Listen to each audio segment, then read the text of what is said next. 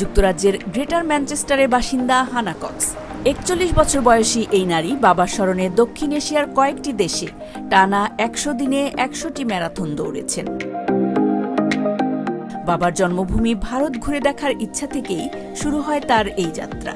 ৪,২০০ kilometre দীর্ঘ ঐতিহাসিক inland customs line ধরে তিনি দৌড় শেষ করেন বাংলাদেশের ভেতর দিয়ে। শুরুতে গাড়িতে ভ্রমণের পরিকল্পনা থাকলেও ২০২৫ সালের মে মাসে দৌড় শুরু করার পর পুরো পথই দৌড়ে শেষ করার সিদ্ধান্ত নেন হানা কক্স।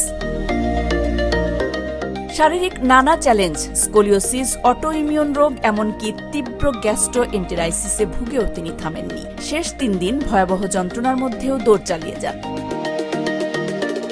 হানার অনুপ্রেরণা ছিলেন তার প্রয়াত বাবা ডেরিক কক্স, যিনি ভারতের কলকাতায় জন্ম নিয়েছিলেন এবং পরে যুক্তরাজ্যে চলে যান।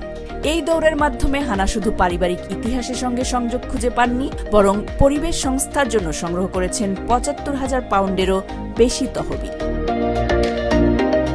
হানা কক্স বলেন, আমি কখনোই একজন দৌড়বিদ ছিলাম না, কিন্তু বাবার স্মৃতি আমাকে শক্তি দিয়েছে।